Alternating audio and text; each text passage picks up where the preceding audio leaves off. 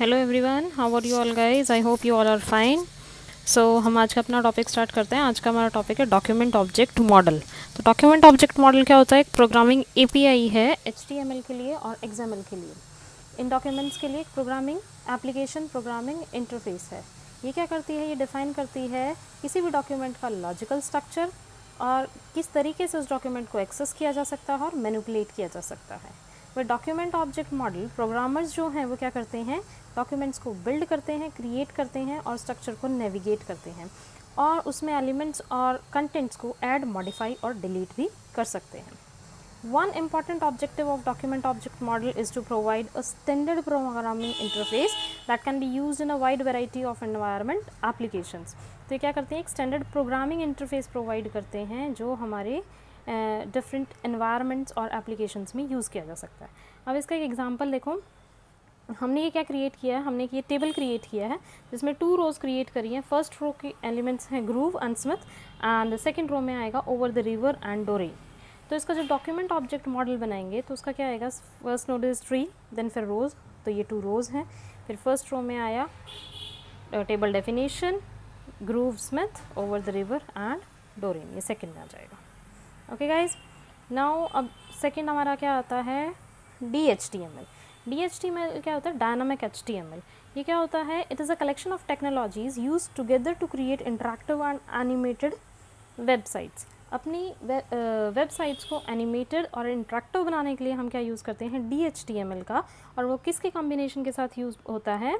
कैसे इंटरेक्टिव बनते हैं? By the combination of static markup language जो कि हमारा HTML है, एक क्लाइंट साइड स्क्रिप्टिक लैंग्वेज होगी जो कि हमारा जावास्क्रिप्ट, एक प्रेजेंटेशन डेफिनेशन जो हमारी है CSS cascading style sheet and DOM document object model.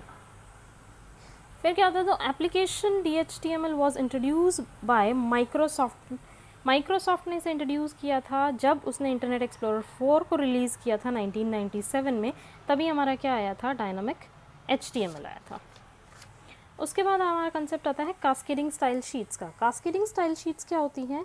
एक लैंग्वेज होती है जो आपके डॉक्यूमेंट को स्टाइल करने में, HTML डॉक्यूमेंट को स्टाइल करने में हेल्प करती है। ये बताती है कि आपका HTML डॉक्यूमेंट्स कैसा दिखना चाहिए, लाइक उसके फ़ॉन्ट, कलर, स्पेसिंग, ये सब कुछ। तो एक एग्जांपल कैसे होगा? HTML हेड टाइटल के अंदर आपका क्या आता है?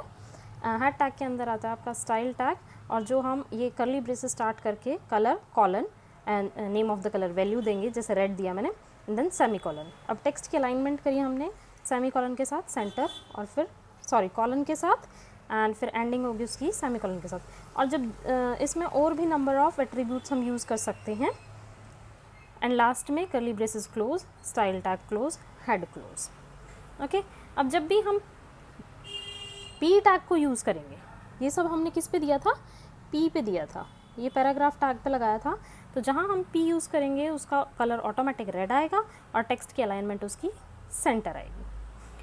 फिर हमारा क्या आता है? एक ये तो हमने दिया इनलाइन, इस मेथड को बोलेंगे इनलाइन। अब हमारा नेक्स्ट हो सकता है कि हमने एक अलग से कास्केडिंग स्टाइल शीट बनाई और उसके बाद हमने अपने प्रोग्राम में यूज़ किया, तो वो होगी एक्सटर्नल लिंकिंग। तो उसके लिए हमने क्या किया? एक फ़ाइल बनाई H1, हेडिंग 1 जहाँ भी हम यूज़ करेंगे उसका टेक्स्ट अलाइन सेंटर होगा, फ़ॉन्ट साइज़ 5 एंड कलर जो है ब्लू होगा। एंड सेम वे टेबल का लगाया तो टेबल में मार्जिन होगा 3, विड्थ होगी 290 पिक्सल्स, फिर क्लोज़ कर दिया। अब इसे हम जहाँ भी यूज़ करेंगे, जिस भी प्रोग्राम में, वहाँ की हेडिंग 1 की टेक्स्ट फॉन्ट कलर ये हो जाएगा और टेबल जो है उसका मार्जिन और विड्थ ये सेट हो जाएगा।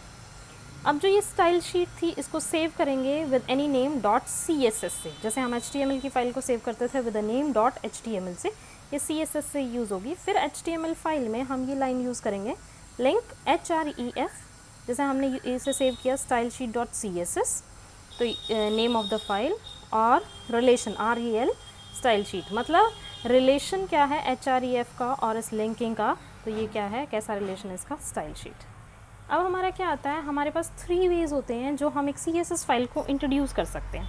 पहला होगा हमारा इनलाइन, दूसरा इंटरनल और एक्सटर्नल। इंटरनल और एक्सटर्नल हम पढ़ चुके हैं।